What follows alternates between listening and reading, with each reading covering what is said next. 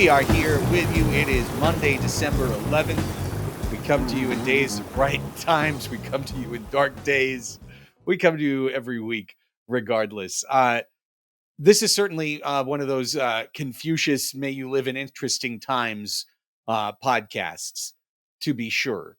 And it is interesting that two of the biggest moves that have happened for the Padres happened after we did our main show and our YouTube show. So, like, I was looking at our YouTube channel. I'm like, we've got the No Manager podcast, but not the Manager podcast. We've got the No Trade podcast, but not the Trade podcast. So we will cover a little bit of that ground that we've hit previously in our Discord exclusive, audio exclusive Padres Hot Tub live shows that we did after breaking news moving along. But first off, gentlemen, welcome. I hope you have completely deferred all of your thoughts for later in the show as well. Well, you started off with a quote from Confucius, and I had kind of related it more to Tolkien, J.R. Tolkien, the famous fantasy writer, and in the Fellowship of the Ring, they talk about the darkness spreading, and Frodo says, "I wish it need not have happened in my time." And Gandalf says, "So do I, and so do all who live to see such times, but that is not for them to decide. All we have to decide is what we to do with the time that is given us." And we're going to talk about it on a podcast. That is right. And we're gonna fix it by the end, guys. So stay to the end. It'll be all good. Yeah, we're gonna cast this ring right into that fucking volcano. We're tossing Shohei Ohtani into a volcano. Is that what's happening by the end of this podcast? This is exciting. Stay tuned. It's show versus the volcano. Spoiler alert. Volcano gonna win this time. All right. Quick housekeeping. Patreon.com/Padres Hot Tub. If you enjoy the work that we have done all year long, is the great way to support Chris and Raphie and myself.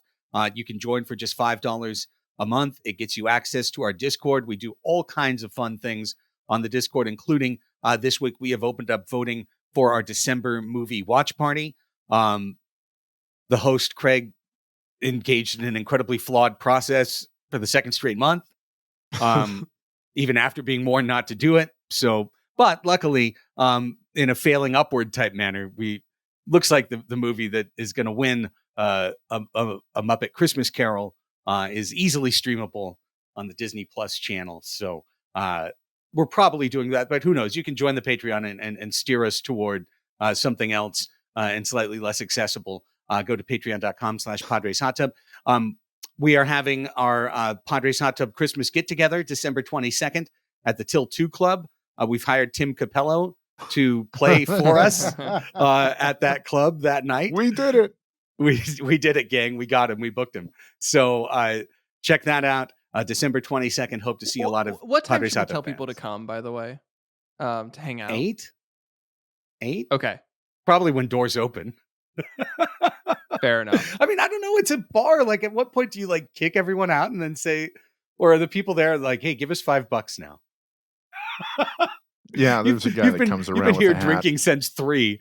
Give us $5. You can stick around a little while longer. I don't know how it's going to work, but yeah, let's say they're open every day from 4 to 2. So, we'll just firm that up. Yeah, we'll firm that up. Stay in touch on the Discord if you're part of it. If not, pay attention to our social media. We'll have, as you can tell, it's a loosey-goosey night for a loosey-goosey crew. You know what I mean? Absolutely. But, we're starting to look ahead to big events for 2024 as well, including spring training and more. So, it's just a great time to get involved in the offseason. Patreon.com/Padres Hot Tub. If you've supported this show, if you've listened to this show for years, consider supporting us. For as low as $5 a month, patreon.com/Padres Hot Tub.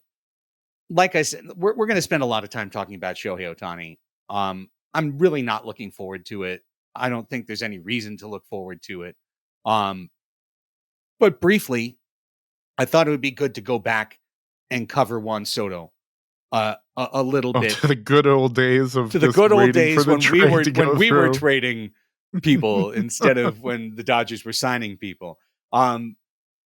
First off, Pods Above Replacement just did a deep dive into the Juan Soto trade. So check that out with Raphie and with John Percoda. Doing a great job. I'm only I'm like 15, 20 minutes into it, guys. I apologize. I haven't been able to finish it yet, or else I'd tell you all the things I agree and disagree about. Probably everything. I probably agree with bully everything, us, and then probably you shame us, and then you don't even listen to the whole thing. Okay, Craig, I see your game. Yep. It's just good to me that you did it. Not that I listened. It's just good that you did it. But so check that out. Check out the new Pods Above Replacement, like I will be when I'm running at the gym in like an hour. Also, like I said, you can go back one feed to hear kind of our real time, some angry, some analytical, some emotional, reactions to the Juan Soto trade. We recorded that podcast starting 20 minutes after the trade was announced. And maybe a little drunk. Maybe.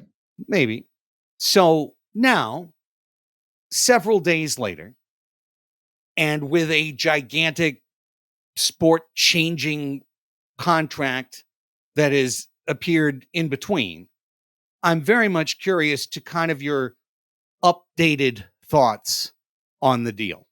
I feel so much better about it, you guys.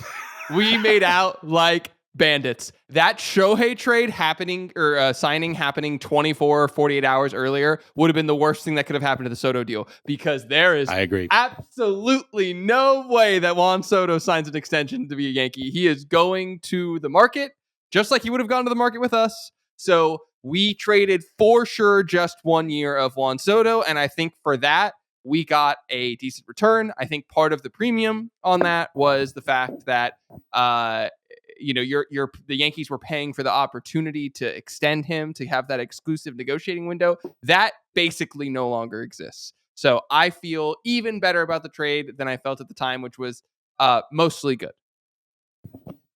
Perhaps. I think that I don't think Scott Boras changed his plans at all. I don't think he was going to go off of what they were going to do the whole time, which was have him reach free agency.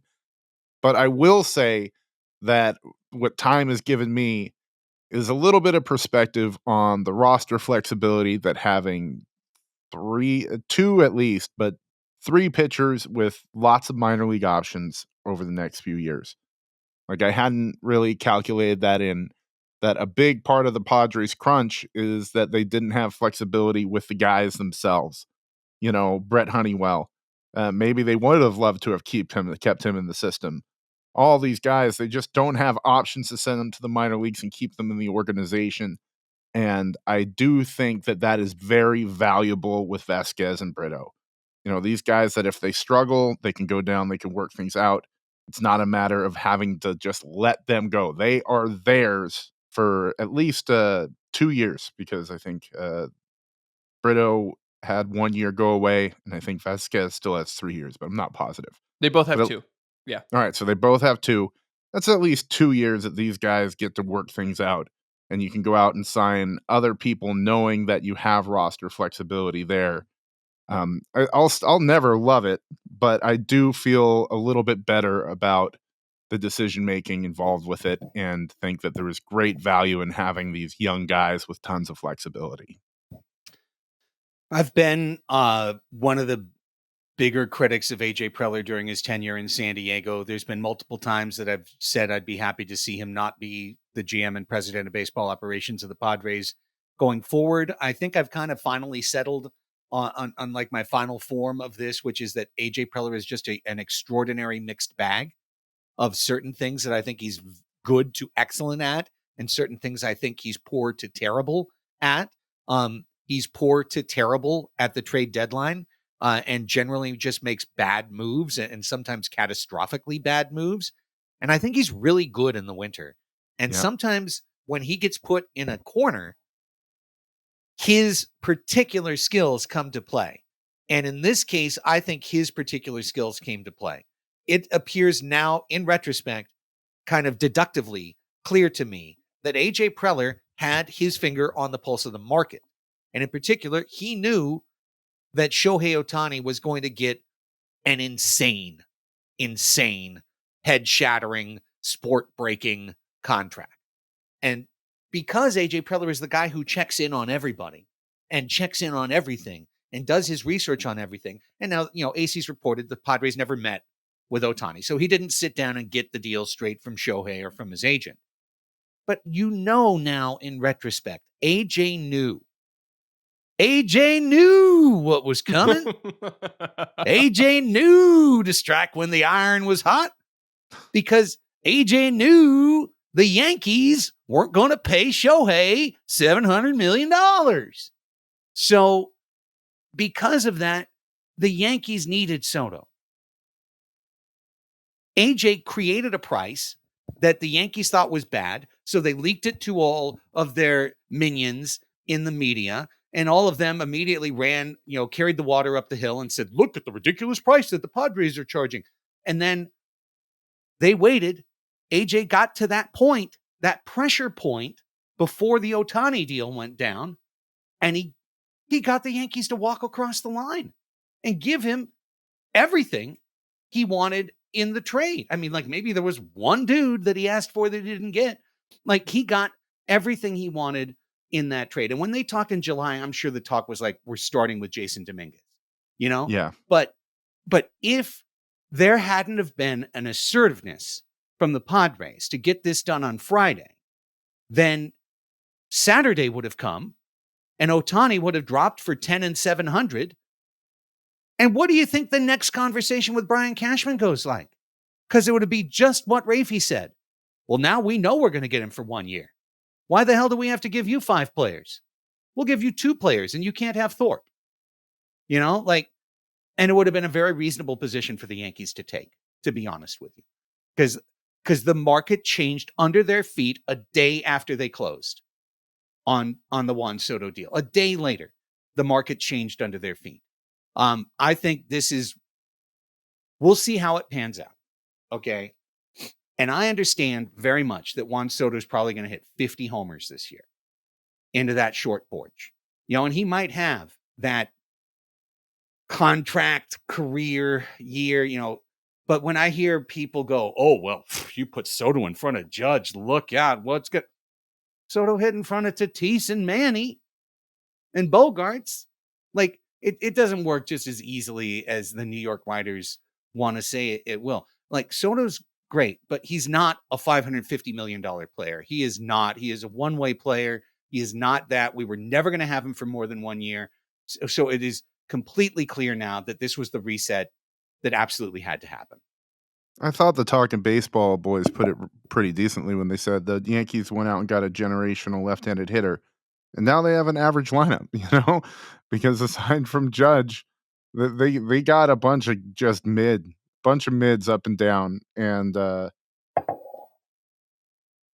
it's going to be fun to see what the Padres do to fill it. We'll talk about that a little bit later. There are now outfield holes with the departing of our dear Grish.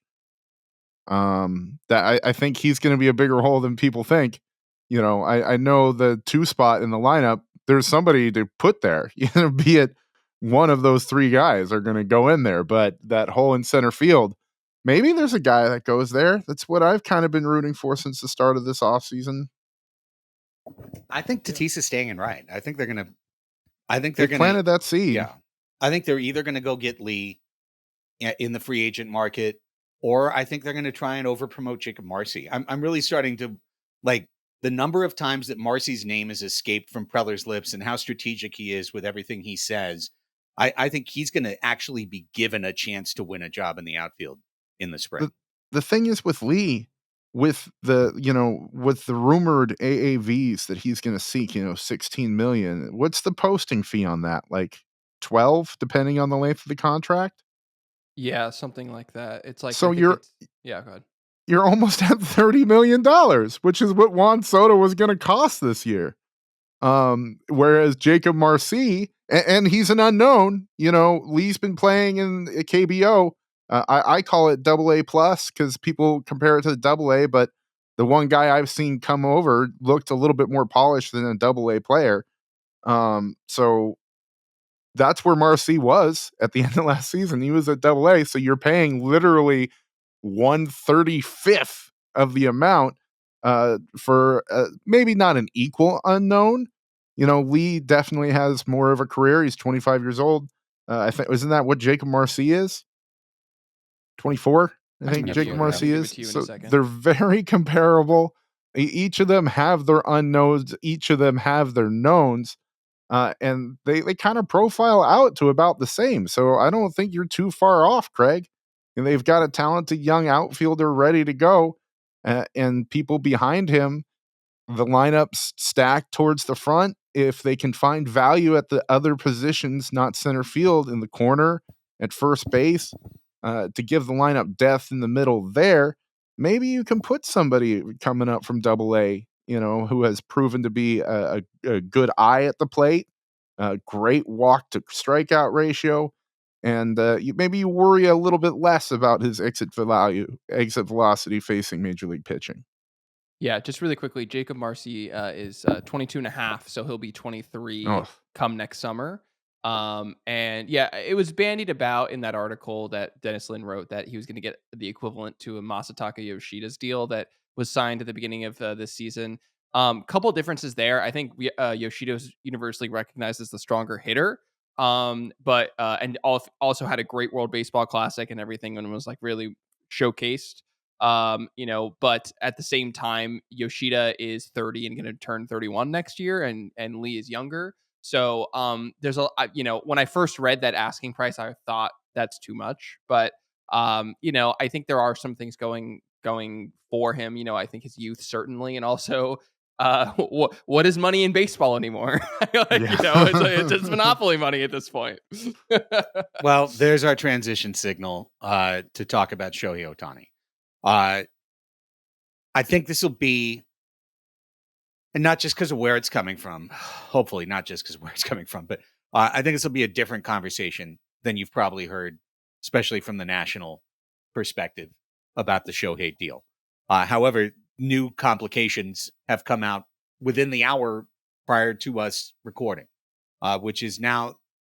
So we start with the obvious, right? 10 years, $700 million contract for Shohei Ohtani, who turns 30 for the next baseball season in 2024, who just underwent his second Tommy John surgery as an American ball player. He got one, a year and a half after coming to the majors. And now here's his second Tommy John surgery. I saw one national article drooling over the Dodgers 2025 rotation of Walker Buehler, two-time Tommy John pitcher, Shohei Ohtani, two-time Tommy John pitcher, Dustin May, two-time Tommy John pitcher, Tony Gonsolin recovering from Tommy John surgery, and Clayton Kershaw, whose shoulder is currently made out of paper mache that was created by Chris Reed's son Seager earlier this afternoon. So, ooh, oh no, show me all your two-time Tommy John boys. It's a little bit wild.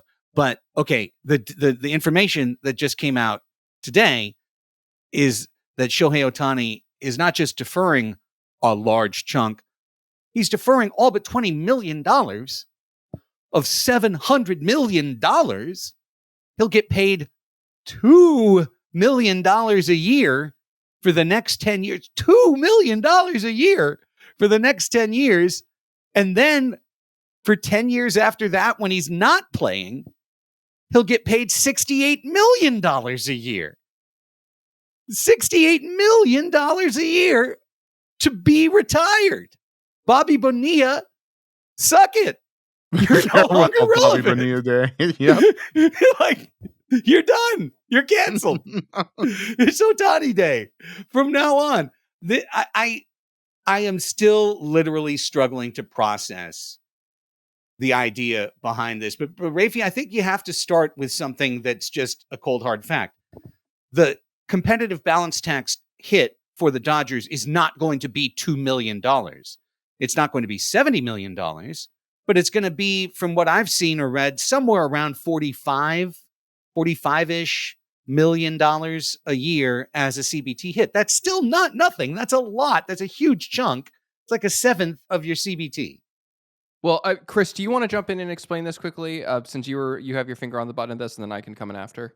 Yeah, since I was wrong to begin this at the start of the announced contract, like I was certain that AAV was simple. 10 years divided by 700, you had a 70 million AAV number, and that's what your CBT number was. And it turns out in the last CBA that Major League Baseball and the players agreed to, deferrals were the exception. So if you take a deferral, you're going to be taking money that will be worth less money when it comes down. So with inflation, money degrades over time, and what they came up with was a present day value, and present day value of the contract is determined by using a formula that involves those interest rates and what the player is paid now and paid later, and it gets all compounded. And then they take the present day value and divide that by the number of years in the deal, and that's how they reach the CBT number, as opposed to the overall value. In 20 years, he will have made $700 million on that, but today, that $700 million isn't worth that. And like Craig said, it's worth about $450, $460 million, which is what the analysts thought he was going to make. So I want to update because John Becker, who runs roster resource at Fangraphs, which is like one of their greatest tools, they have a payroll page. He just tweeted this out about 45. I just want to also timestamp us so that if something happens, in the interceding time between now and like when you listen to this, because if anybody gets on a plane, this is important though. Why hasn't the deal been announced by the Dodgers? They announced the Joe Kelly deal earlier today. Something is happening. And I'm not saying that it's not going to happen. I'm just saying that there's a reason the deal hasn't been announced. The Juan Soto deal, the trade, was 2 hours after the Morosi, it's over the goal line, like whatever you want to say. There was, Photoshop pictures of Drew Thorpe in a Padres uniform. So I like, there's a reason it's taking this long, and I don't know what it is, but anyway, as I'm saying these words, it is 4:43 p.m. Pacific time on Monday, December 11th, okay? And John Becker tweeted out the final completely correct math, according to him. The discount rate is 4.43%. The present value of the $68 million is $44 million and 81,000 and blah, blah, blah, blah, blah. This makes the AAV of each year just over $46 million. So the present value of the contract in total is $460 million.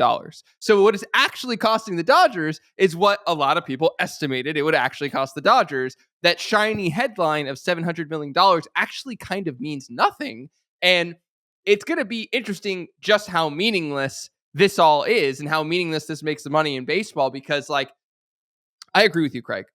$46 million in one guy as a cap hit annually is a lot of money. And that's going to impact any team. And also, with the new updated numbers, the Dodgers aren't even anywhere close to being over the CBT. They're still $18 million under. At the time of recording, they're at $219.9 million for their estimated CBT payment. And if a team can go out and do this, and it actually doesn't affect their ability to go and get a Yamamoto or get I don't blame the Dodgers, and I don't blame Shohei Ohtani, but there's a loophole there for the taking, but why even have a CBT? Why even have a competitive balance tax? I don't like this. Let me get on the record there. But the more time passes, the more I'm upset by it, because it does seem very smoke and mirrors to benefit Shohei's image, to benefit the he gets the biggest contract in North American sports history, with the $700 million, but that's not what it's worth. It's worth what everybody thought it was going to be worth. Every analyst was putting it at, he was going to get a 10 to 11 year deal in north of $400 million. And that's what it winds up being. That's what the cap hit is. It's very real. I just think that not many players are going to be in the position where for 10 years they can make $20 million, because Shohei, has a lot of other income sources. He's the once in 5-generation guy. So I don't think this is going to become a model. Is kind of where I'm at with it. I think it stinks because the Dodgers are going to be benefiting from it. But at the end of the day, $46 million ain't nothing. That's the highest AAV that any team is going to take against the CBT. Correct. Now, you guys have heard me say something about Shohei Ohtani for a while. I've said it on multiple episodes of this show. That he's tall and handsome? He is both. There's no question about it. He's a big fella. But I'm going to not only stick with what I said, I'm going to double down. Because when we used to, 5 years ago, I used to talk with Gennaro like, this will be the year we're going to sign Ohtani. I actually really believed that at one point. It was going to be Manny and then Ohtani.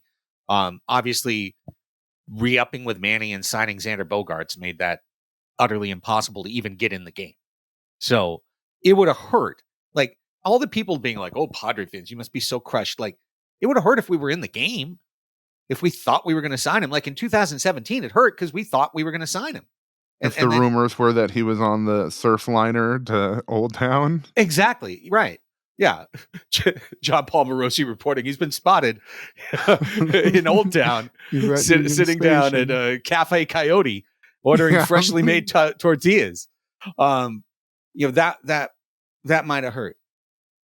But I believed that the team that signed Shohei Ohtani to the biggest contract in history was going to pay for it. Not, literally, but suffer for it. I think in the Doctor Strange multiverse, the plurality of outcomes are that this is the worst contract in baseball history by a huge, wide margin. I have a hard time trying to develop 2035 Schadenfreude for $68 million dead money cap hits, like year after year. Not against the CBT, but literally you're paying against your payroll. Yeah, you're paying $68 million to someone who's not playing for you now. Some of that money, obviously, is going to be paid by interest, right? The Dodgers are going to put aside their pay Shohei money, and it's going to accrue interest, and then it'll be more money than it was before. And as a result, they won't have to have paid him all of that $680 million. Interest will pay him some of the $680 million. That's fine. I can't stress this enough. I cannot stress this enough. We are not in the steroid era. Some players may take some pharmaceutical aid to enhance performance, but it is no longer an industry-wide phenomenon where 35, 36, 38, 39-year-old players can play the best baseball of their lives. We are back to the real world. And in the real world, and I'm telling you, doing Immaculate Grid and doing the Immaculate Talk podcast this summer, it etched this in my brain. It absolutely etched it in my brain. The number of players who were 7-time All-Stars, 2-time MVPs, best player in their league, right up to age 31, 32, and then fell off a cliff, never to be seen again, never to be better than an average player again. And unbelievably, Southern Californians who just saw the end of the Albert Pujols era are now all like just unanimously acting like Shohei Ohtani has 10 years of two-way pitching and hitting 44 homers and 1,000 OPS and striking out 15 per 9 innings and all of this stuff. You have no idea what kind of player Shohei Ohtani is going to be in his 30s. The player who, again, has had the act of pitching and hitting simultaneously, something that's never been done to his level in baseball history, that he did in his athletic prime in his 20s, has cost his arm 2 major ligament tears, 2 Tommy John surgeries. Why do we think that when he's 35, this is going to work? Why do we think when he's 32, this is going to work? And he's 6'4", 2, whatever. One back starts to go, hip starts to go. And all of a sudden you've got a guy who's hitting 260 with 20 homers and can't pitch, getting paid a 48 million, whatever it is, cap hit per year. But okay, I have to push back on this because I'm going to as well. The money only matters to the degree which it impugns the Dodgers' ability to spend money.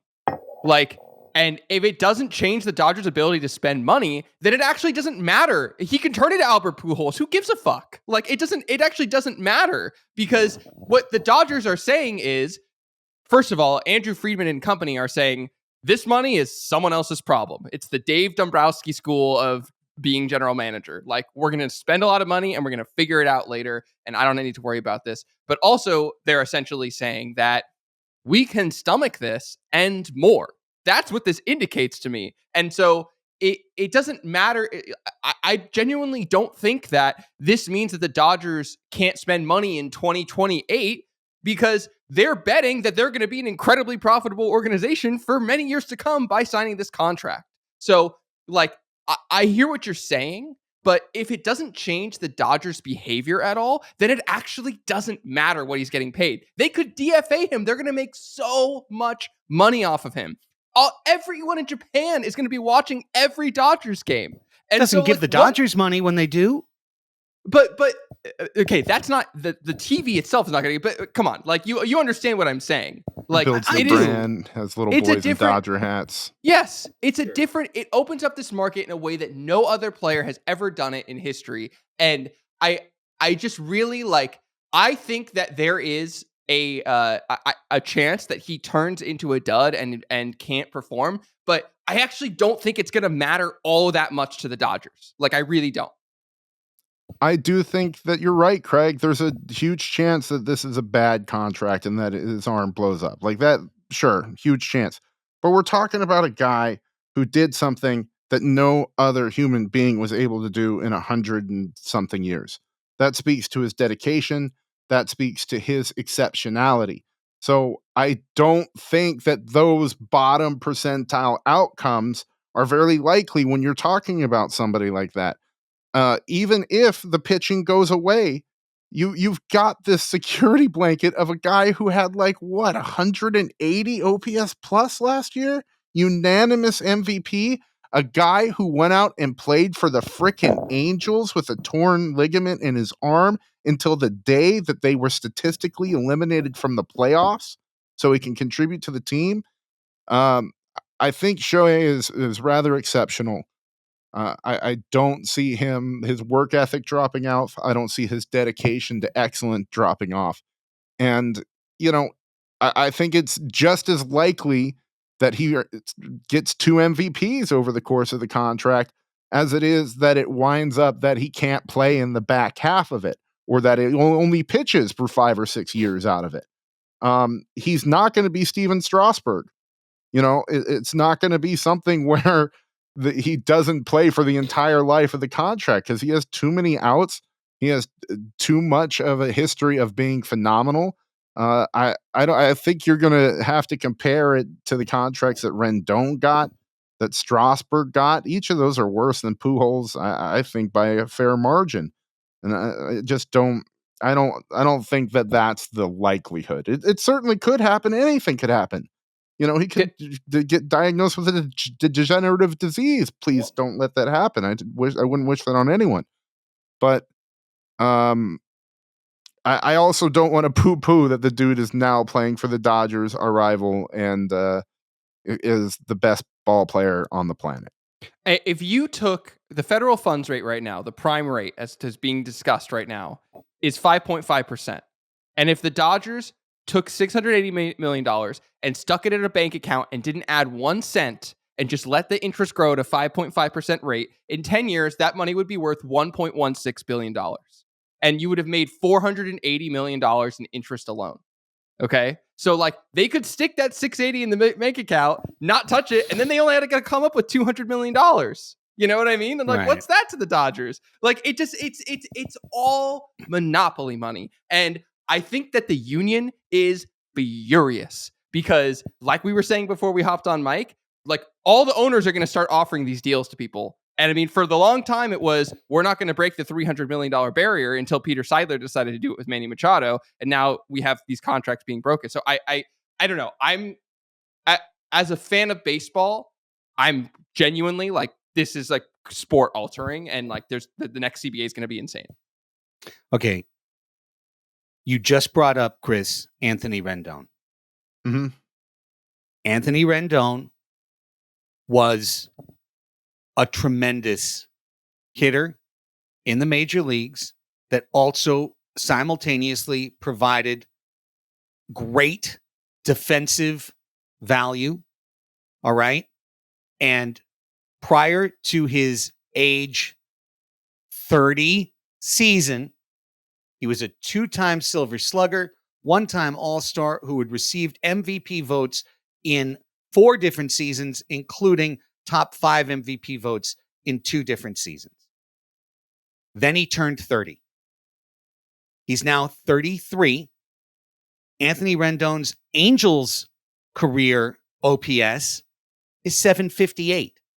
His Nationals career OPS, in other words, his pre-29 career OPS, was 859.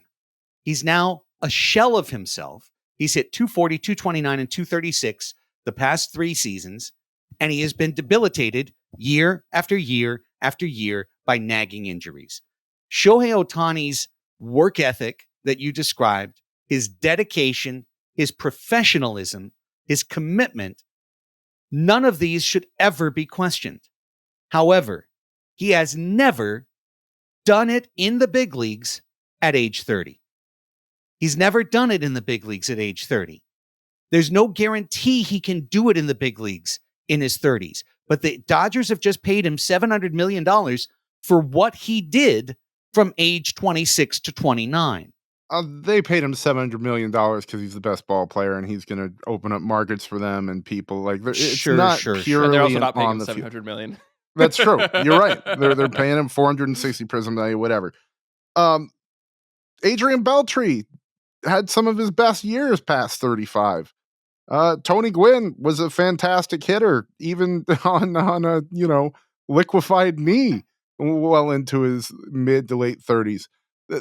History is certainly littered with guys who have fallen off after their 30s. As a 39-year-old, I know the journey. I know what happens to the body. Things that once worked just a few years prior no longer do. Like, I totally get what you're saying.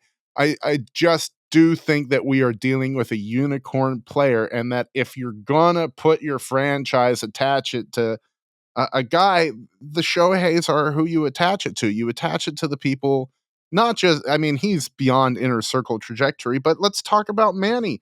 Like, I still, I mean, my goodness, the Manny Machado contract no longer has quite the turdy gleam to it anymore, does it? It looks pretty, I'm not going to call it a bargain. It's definitely not a bargain. It's not a bargain. It's not a bargain. I disagree. Whatever. Yeah, it still looks think just it looks the same to me. The market is going to get insane over the next few years. I don't think it looks the same, and I don't think it will in 2 or 3 years. But that's the type of player that you can invest in, and I think Manny's going to play great as a 35-year-old. He may not hit 30 home runs, may not hit, may not have the Gold Glove third base defense anymore, but you have to invest in these guys, and you're not necessarily paying for past performance. I mean, I hear what you're saying, but you're paying for what these guys mean to a franchise, and I'm not sure there's a rival to what Shohei can mean to a franchise. You're muted. He's the marketing dream of all time. Sorry, I'm as you guys know from banter, I'm in our bedroom as opposed to my recording studio because my wife has COVID and has taken over the cave, and the Roomba turned on while you were talking, and I didn't want to hear in the background, so that's why I muted myself. I'll say this, dude. I don't think Shohei puts them much closer to winning a World Series. Like, I think that's where I'll go with it with you. I mean, I'm going to keep fighting. All right, let me keep fighting. Keith Law, just, look, sometimes right, sometimes wrong, very analytical. He wrote his glowing review of the deal for the Dodgers, and he broke it down pretty simply. Like, keep in mind, last year, the Dodgers' production at DH was excellent, was JD outstanding. Martinez. Just dingers. JD Martinez was great. He was really, really good. Ohtani is obviously better and gets on base a lot more. And by the statistical, estimations of Keith Law, switching from Martinez to Ohtani will add 20 to 25 more runs to the Dodgers lineup over the course of the season. Well, whip-de-dip-de-doo. Like, they were already a good offense. They're going to be a good offense. They were already a team set up to win 95 games every year. They're going to win 95 games every year. And the difference is that if/when this Ohtani deal curdles, and it's going to curdle at some point, unless he's delivered what, hey, win us 2 championships, get 3 MVPs, then we won't care. You're still going to care if for years he's a 240 DH with 10 homers and they have to play him because of the prestige value. And then you find out that the Dodgers aren't in on big players for a decade because they're paying Shohei Ohtani $68 million a year not to play. Oh, they did it with interest. I'm sorry. I feel like everyone has just fallen over themselves to praise the Dodgers for making the greatest deal in the history of baseball and the best and the smartest. And it's just, they're so great. And I can't believe it. $700 million. It's like, if we can turn this to shitting on national media, I'm hopping on the toilet. They've been an absolute joke this past week. Yeah. I mean, do you guys remember last year when the Padres were maybe going to sign Aaron Judge? And then John Heyman reported that they would have vetoed a $400 million 14-year deal for Aaron Judge, that was being bandied about. I mean, again, it's a hypothetical. Who knows? But, like, for circumventing the cap, right? Or circumventing the CBT. It was the same thing. It was like, it was manipulating the CBT. Exactly. So, no, it's totally been Dodgers good when they spend and go out and, maybe hurt their future ability to stay under the cap and spend money. But when the Padres do it, bad, unsustainable. Like, it's been a really shitty read. And then that goes back to how they were complaining before he signed. Ken Rosenthal and friggin' Buster Olney were complaining about his process of being a free agent, how it's bad for baseball that their most prized asset, the best player in the game, was being all secretive and doing things his way and not at the mercy, not giving them chum, to pass on to their readers, because that's the only way they're able to originate content these days is through agents and owners and what gets passed along to them, instead of actually going out there and learning, teaching us a few things. So it was bad for baseball literally a day before the contract, how secretive he was being. And then as soon as it comes out, it's good for baseball. Okay. You're helping me drive to something here too. Because again, I just, as you guys have told me, I haven't read the reporting, but you told me that the reporting is that Shohei Ohtani's camp offered this defer everything contract to all of his finalists. Okay, so the Dodgers didn't come to Shohei Ohtani and go, here's our idea. It's 700, but you only get paid $2 a year, blah, blah, blah, right? This was Ohtani's camp delivering something to the Dodgers. The baseball's national cognoscenti want to give the Dodgers praise for signing this contract, for having the ability to sign this contract. On January 28th of 13, January 28th, 2013, the Los Angeles Dodgers and Time Warner Cable signed a 25-year broadcast agreement worth $8.35 billion. $8.35 billion. Of course, that deal continues to this day. Time Warner has lost its ass on this deal. Spectrum Sportsnet continues to not be available to over 50% of the LA market that would like to watch Dodger games. The carriage fees for sports, the reason for that is because the carriage fees for Spectrum Sportsnet Dodgers are the highest that you can find because they're trying to recoup the $8.35 billion. And there's a non-zero chance that Time Warner and Spectrum go belly up sometime in the next decade, if not even sooner, as the result of this entire fee model collapsing upon itself around the country and in Major League Baseball. That hasn't happened in LA, and they've got a spigot of $250 million that goes to just them and nobody else for them to have their shitty TV deal every year. And by contrast, the Padres, who used to get, a nice solid, $60 million or something, they get nothing. They get nothing. They're going to get what the little boy shot at this year. So that makes the Padres a worse franchise than the Dodgers?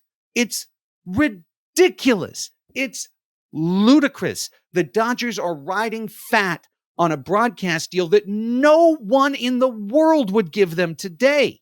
No one in the world would give them that deal today, not even within 1,000,000 miles of it.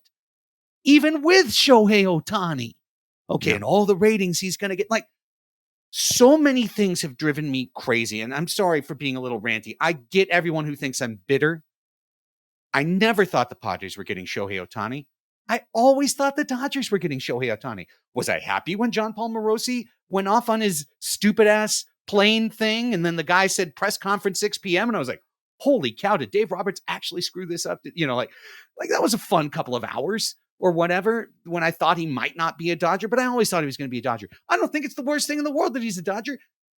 Guess what? My season ticket price value just went up because Shohei Ohtani's coming to town 3 times a year for 10 years, and those are going to be at least early before the deal curdles. Those are going to be the most sellable games ever. So I'm geeked for that. I'm geeked that we're going to get to see him play. If he continues to be a spectacular player, he's going to be playing here. I'm going to get to see him in person. That's cool. I don't like that he plays for the Dodgers, but so much of the commentary around this has been some of literally the dumbest, just brick dumb, dense discussion. Let me give you one. I saw this from Fox today. Graphic, Instagram graphic, Facebook graphic. Lionel Messi, $640 million, Inter Miami. Shohei Ohtani, $700 million, LA Dodgers. What's the more transformative contract in sports? Or what's the more? Are you fucking kidding me? Lionel Messi didn't play here. And now he plays here in the United States. See, because he moved to the United States on his contract to leave Serie A, or to leave the Spanish league and La Liga, and to come here, to leave Barcelona, to come here, to come to Miami, to join MLS, a new league in a different country.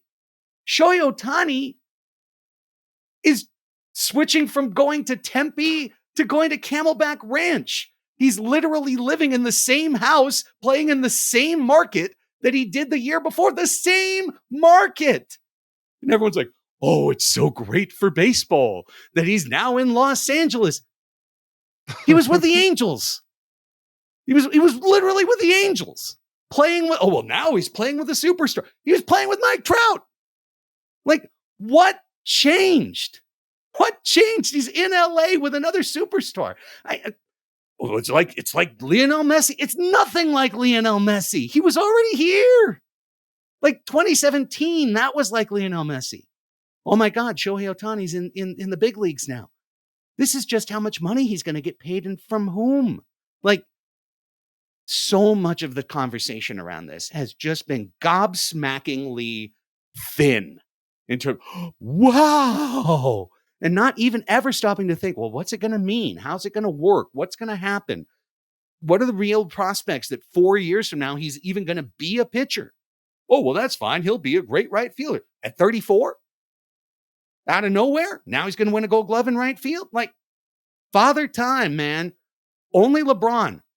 it's instead of undefeated, it's now one and, but like essentially undefeated.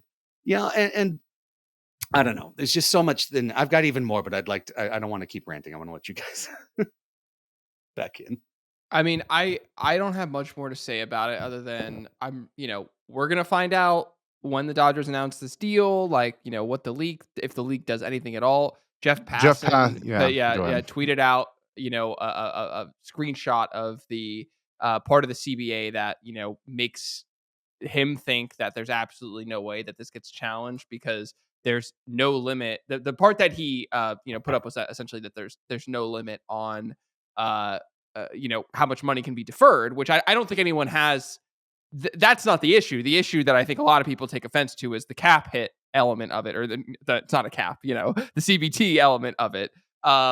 So, and there is some confusing language in the CBA about that, about how that's calculated and everything like that. So I suspect that that's what's being parsed. Ultimately, I'm just going to stick by what I said of like, if it doesn't affect how the Dodgers spend money, it doesn't matter how much money it is. Like, it's, that's what I'm thinking. And the cable subscriber model is part of how media is changing, and the conversation around this free agency has been evidence of how media is changing. Yeah. How people report on baseball is changing. We had Buster and Ken Rosenthal complaining that they didn't know the dog's name a week ago, and that was all they had to friggin' go on. That was what they chose to dedicate their airtime to. And now they get to dedicate their airtime to how brilliant Shohei is and how brilliant the Dodgers are for signing him. So that's what my takeaway from it is, like, baseball. And I hate to say this, guys, but baseball is getting stupid and it's somewhat hard to watch. And I just wanted to echo, kind of like what you guys were saying about the implications of the national media talking about this and falling over themselves to congratulate the Dodgers.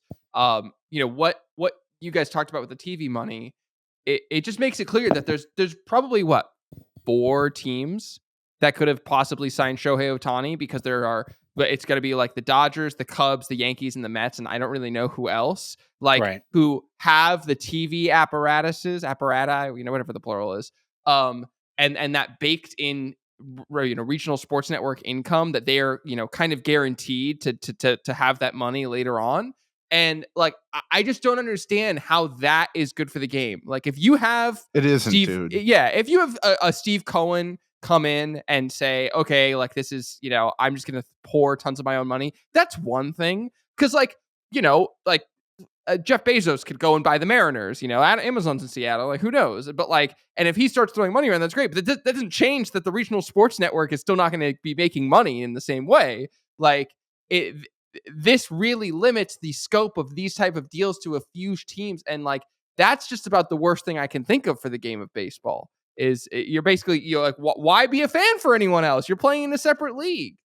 And baseball hasn't incentivized the owners of teams in the worst markets to be able to vote against change, to vote for change, because they're making plenty of money on whatever shared revenue it is, because they've enabled them to be able to not spend any. So they're still well in the black, making money off of, the TV rights that the Dodgers do bring in the playoffs or whatever, but they haven't asked them to spend money to try to compete with them. So 4 teams competing for the best free agents, 8 to 10 teams just happily licking up whatever cream spills out of the bowl. And then this middle ground of fans that get disappointed when their teams can't compete for the prestige names in the game. All right, I got one more bone I really have to pick. And this hopefully is more encouraging. I'm sure this is kind of just a really dark road for Padres fans to walk. But some people that I respect wrote some incredibly stupid shit this weekend.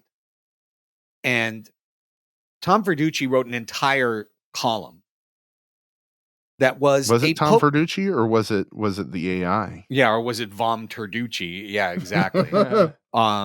Great question. But it was literally a post-mortem on the San Diego Padres era of trying to compete. Like, well, that was fun, guys, but now it's done. Well, look at that. They tried for a little while, and it's over.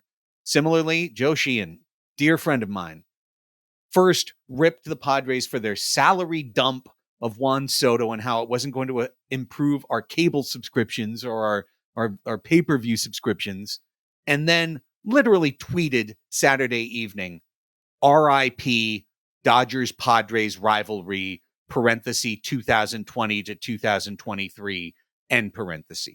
To which I replied to him on Twitter, LMAO. You know, what the fuck are you people talking about? Did anybody watch this league the last 2 years? Anyone see the New York Mets win 101 games and disappear in 3 games in the playoffs? Or the Dodgers win 107 games and disappear in the playoffs? Or the Dodgers win 100 games and disappear in the playoffs? Or the Dodgers win 104 games and disappear in the playoffs? Or the Yankees or the Red Sox or any number 1 team? Baseball has created a situation where it's impossible to beat the Dodgers in the regular season. When they can build this roster the way that they want to build it and do everything that they want to do and get the $250 million from their cable company to bankroll everything that they do and have the ballpark, where you're paying $60 a seat for 50,000 people and everything else. But they built a playoff system where 6 teams in each league make the playoffs. And where the benefit of being number 1 is to get cold for a week. And then get into a situation where you lose game 1 at home and you're up your own ass. And like, what the fuck is anybody talking about? Like, people are just like, well, now the Dodgers and the Yankees get to win the World Series for the last 10 years. Yeah. They're not even paying attention to their own sport and the sport's rules. The Diamondbacks just won 84 games and then beat those Dodgers and made it to the World Series. What the actual fuck are people doing? Have they lost their minds? What are they talking about?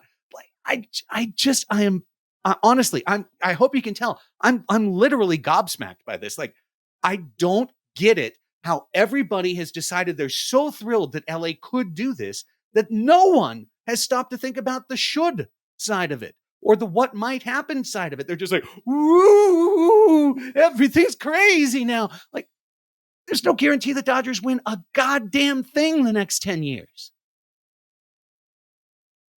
The UT did their own kind of version of this, but they hedged it a little bit. They said that the Padres are now a team that competes for the wild card, as of this signing. And I'm kind of like, hasn't that been the last 17 years? Like, when did we last win the West?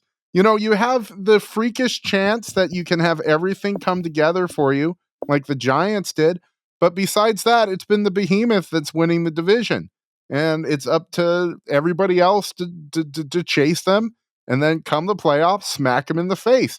And that's what we clown on the Dodgers for, because it comes to pass way more often than it doesn't. So I just don't, like, you talked about it being a transformative moment. Which one? I don't think much has changed.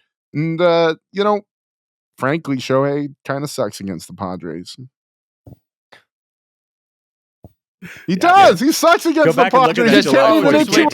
Give him a sample size of like 180 or 200 games or whatever it's going to be. It's going to continue exactly at the rate that it's never going to change. It's only going to get worse. He hates that uniform. It freaks him out. It's reverse catnip. It's disgusting to him. Yeah, just give me a break, everybody. Give me a break, everybody. Shohei Ohtani is a human being. He's a human being. He is not 2 baseball players in one. I've read that over and over. Somebody's put that to me on Twitter. Well, no, look, this is a deal because Garrett Cole gets paid this and Mike Trout gets paid that and Shohei gets paid less than the 2 of them together and he's better than both of them. I'm like, no, he's not. No, he's not. Shohei Ohtani had an incredible year as a designated hitter last year. He did. There's no denying it. He had an incredible year.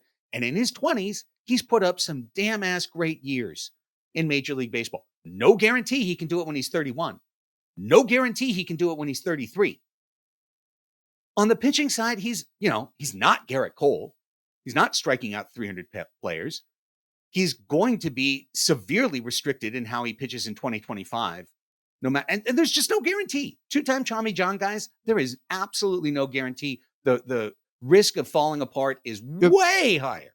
I do want to point out that they haven't. He might have had 1.5 Tommy Johns. Like they've said that this procedure is going to be different than your traditional Tommy John. Like there's secrecy involved with everything with Shohei, but just put it out there that might not be a complete Tommy John.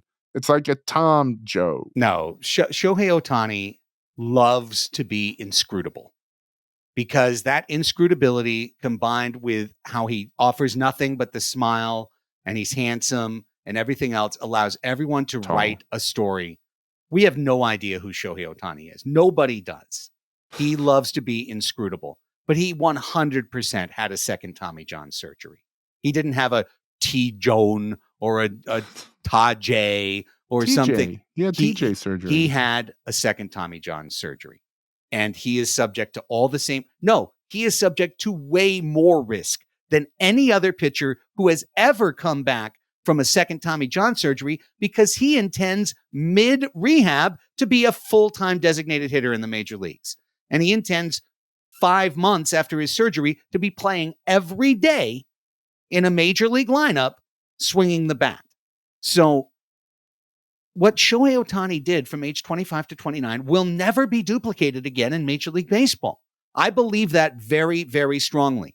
And I include Shohei Ohtani in the group of people who will never duplicate what Shohei Ohtani did from age 25 to 29. Now, he can prove me 100% wrong. And this can all be freezing cold takes as he wins 4 MVPs and lifts 3 straight championship trophies and strikes out the last guy in the World Series every year to do it like amazing. Then we'll see something that's never been seen before.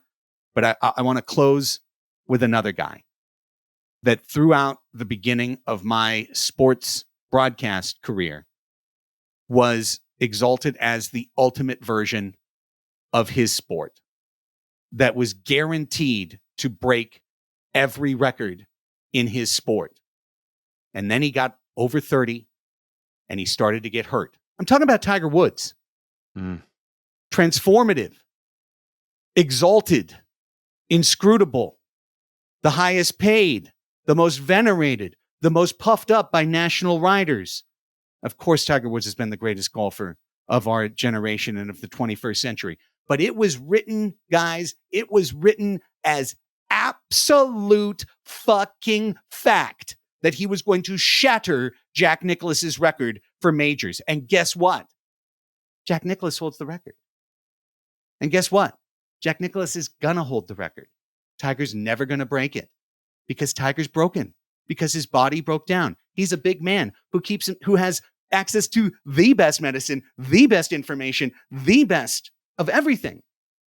And his body couldn't possibly last because you can't beat the aging curve. You can't do it.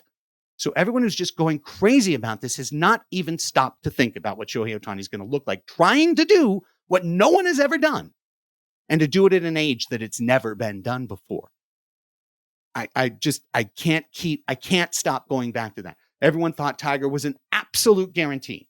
And now it's been what? How long since he last won a major, right? It was that one at the Masters after you thought he was never going to win one again. And now he will never win one again. Like maybe, but it's not going to happen. So, but you go back 10 years ago and you go talk to Alan Shipnuck and everyone else and say, Tiger's only going to win one more major the rest of his career. And they go, you're full of it. He's 31. He's in the prime of his career. I could do you one better and not better than Tiger, but just like, do you guys remember how fucking good Brandon Webb was? Like, do you remember how good Brandon Webb was? From 2000, he played for 6 seasons from 2003 to 2008, and he put up 30 WAR in those 6 seasons. And after 2009, he threw 4 innings and then he never pitched again. But if you ask someone in 2008, when Brandon Webb was 29, he's probably got another Cy Young award in him somewhere, anything like that, he fell off a cliff. And Strasburg was a degenerative disease, Exactly. Won the World Series, got his contract, and then gone. For every Scherzer and Verlander, there is 10,000 other pitchers who just completely fell off. So I that part of it, and then if he's just a DH and he's getting paid $46 million, I hear you, Craig. I really hear you, on that side of things. I just don't think from a Dodgers money perspective, it materially affects them as much as it should. And that's the biggest bone to pick that I have with it. It just sucks that the conversation is so festive around the Dodgers getting to do this while baseball's underlying problems get completely overlooked in it. And they talk about the sport dying and that young kids don't want to play it for whatever reason. And maybe, seeing the richest smoke and mirrors contract builds that up a little bit. But what weakens it is having these regional markets, and baseball's a regional game, having these regional markets get dried up by owners who just want to siphon up a little bit of money, not invest in it. That's what breaks the game. That's why the game's broken. That's the problem in the game. And deals like this do nothing to fix that. Dale Murphy was the best player in baseball. Does anyone remember Dale Murphy? Yeah, Let me do a little history lesson, all right? Dale Murphy was the best player in baseball. And going into and through his age 29 season, Dale Murphy had just appeared in his 4th straight All-Star game, won his 4th straight Gold Glove, his 4th straight Silver Slugger. He had won back-to-back MVPs, and then the 2 years after finished 9th and 7th in the league in MVPs. That was his age 29 season. At that point, he had led the league in runs once, led the league in homers back-to-back years, led the league in RBI twice, led the league in walks. He made 2 more All-Star games, 1986, 1987, age 20, age 30, age 31. And for the rest of his career, he was a 220 hitter. For the rest of his career, starting at age 32, he was a below average player. 1 year after being a 6-time All-Star, he was a below average player and never recovered. That's frankly common. It's common. Baseball is littered with players who in their 20s were dynamite and by age 32 were completely different in terms of the shape and scope and the possible future of their career. And yes, there's plenty of other examples, but show me them outside the steroid era, and you really get down to, well, Tony Gwynn did this, and well, this other guy did that. Greg Maddux did that. You're down to a handful of anecdotal players. The dead hand pushes against 30-year-olds. And I want everyone listening and watching to understand fully. Yeah, I see Manny over there in the corner, okay? I see Xander Bogaerts over there in the corner. I see Yu Darvish is one of those guys, right? The handful of anecdotal examples of someone who's 37, 38 and still extremely viable in baseball. He also has missed multiple years due to injury along the way, right? By and large, the axiom of don't sign people to 10-year contracts when they're 30 remains true. And it's going to hurt us, but it's going to hurt LA. They have now locked into forever with Betts and Freeman and Ohtani. All it takes is for the milk to curdle, guys. All it takes is for that cliff to appear. It appears in every player's career. And when it appears, they're going to be stuck with those guys for years. Yes, we're going to be stuck with Xander and Manny too. But I'm saying, it's not good for the goose, bad for the gander. You know what I mean? That's how it's been displayed now. If it's LA, it's great. They're all going to age like fine wine and it's perfect. If the Angels did it, they're fucking idiots. And if the Padres did it, they should fold the franchise. And we should write a post-mortem about how it's all over and we should just think about a new era. The hypocrisy in this is staggering and the thick-headedness of it is staggering to me. Okay, I'm done. All right, I'm done. I don't want to be a broken record. I hear you. It's just messed up. And yeah, again, Hurt LA, it'll be annoying to them. It'll be really pesky. Hurt them? I don't know. Like the way people are talking about the Padres again, it's like that it's the condescending tone of like, okay, you tried. Nice pat on the head. Back to your rightful place, getting third in the NL West. Like I hope you had your fun little time in the spotlight. It's dripping with hypocrisy. So can't wait till Joe Musgrove wipes his little right underneath his nose in the playoffs against right. Shohei. So is AJ calling Scott Boras tomorrow to offer Blake Snell an 8-year, $8 million contract with $190 million deferred until the day after he retires? And if not, why not? Because Blake needs the money now for sneakers and Fortnite skins. Fortnite skins are addicting. I mean, okay, so just really quick. Padres have been tied somewhat to Jung-Hoo Lee. The market is this market is crazy. And I guess the one last thing we didn't really talk about with Ohtani is how this affects just literally everybody else. We talked about it in relation to Juan Soto and how Juan Soto is going to want $550 million now guaranteed. I do think there's going to be plenty of teams that are like, hey, you want to take the Ohtani deal? And I think there's a lot of players are going to be like, F you, I'm not Shohei Ohtani, I need the money. But specific to the Padres, we were pretty excited about this flexibility. Now it's even looking like our discount Korean outfielder is going to be, 15, 16 something mil a year. And there was news that I saw, like, a lot of times, I know this from NFL, when guys are buddies, they turn them on to their agents, especially if they're coming into the draft. They say, hey, dude, my agent's great. He's done good for me. You can trust him. And that's really, really important with these guys. Well, Ha-Seong Kim does not share an agent with Hang-Jo Lee. Like, he's rep by Scott Boras. And we know this road. So my optimism or at least my expectation that the Padres would be the favorite to land him went down as soon as I saw who his agent was.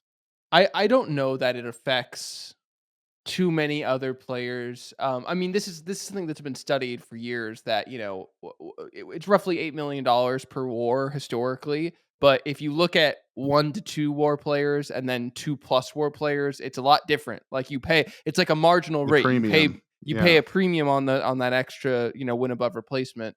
And so I don't think it's going to affect the average baseball player that much. But for your Sotos, for your Yamamotos, like for those guys that are at the top, maybe, Bellinger uniquely, like I don't think it normally would be for him, but because he's kind of the top hitter in this like really hitter poor market, I think he'll benefit from it greatly.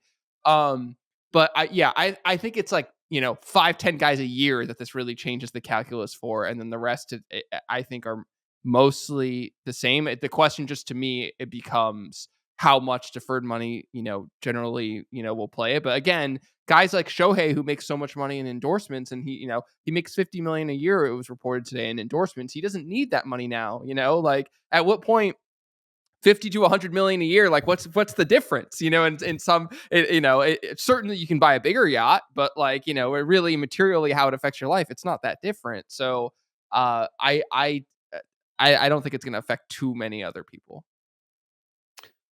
Is there any world in which the Padres should approach Blake Snell? No. Are you going to be scared if the Dodgers sign there Blake absolutely Snell? is. It's the one where they keep spending, keep going. Is that the world we're in? Is that where our feet are in after trading Juan Soto away? No. Also, like, if Blake wants to take a discount, if he wants to take the Tony Gwynn discount to stay in San Diego, if he wants to take the Shohei Ohtani deferred money discount to stay in San Diego, then but who's his agent? Yeah, Scott Boras. Exactly. Like, again, it's just, we can wish cast all we want, but it's not going to happen. It'll only happen at a price point that will be hurt and not pay for itself. So I'm still off of Blake Snell. I'll tell you this, guys. And again, Blake is the other one that I have said very consistently. I don't want the Padres to pay his next contract. The team that pays his next contract is more than likely to get 3 years that they don't like and a year that they maybe do. The only team that really, really scares me is the Dodgers. It is because the Dodgers have just historically made their pitchers better. And That's the one place I'd be worried about him maintaining some form is in LA, or them figuring out the way for him to be dominant without walking guys. Sure, but they're aiming higher now. They're aiming for the 25-year-old. Right. Yeah.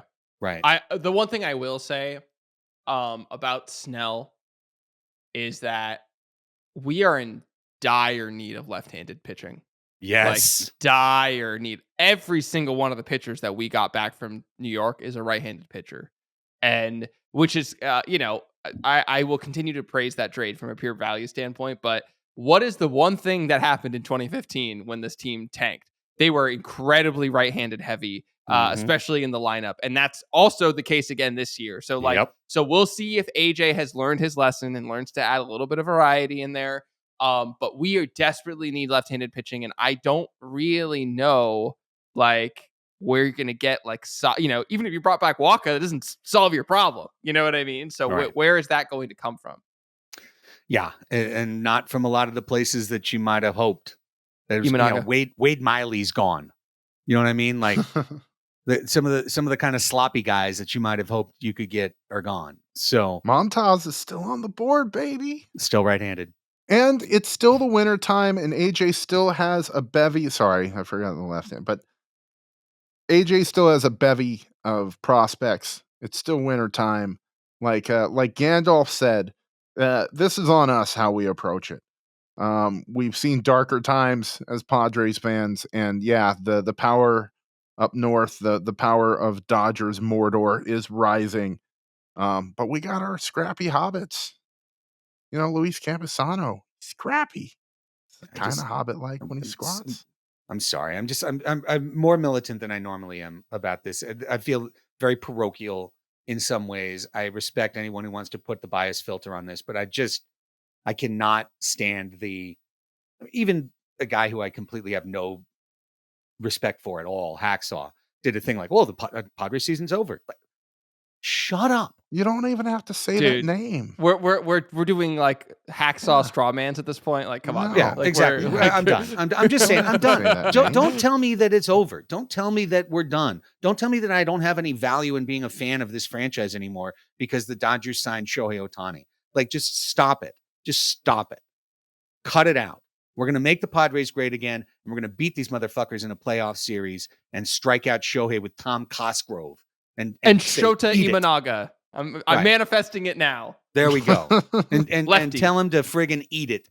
And for Freddie Freeman to go, well, we were the best team for all the year. Like, shut up. Just shut up. We're still going to come. We're still going to show up. And gosh darn it, despite everything you care about Tom Verducci and Joe Sheehan, we're going to try to win. We're going to try to win. And you know what? We might. We just might win 88 games and sneak in the playoffs. Because you know how you win in baseball now? It's by being good in September and October. Period. It's by getting there and then being good when you're there. That's it. So let's do that. Make the Padres great again. I mean, Padres hot tub. Go Padres. Go Padres.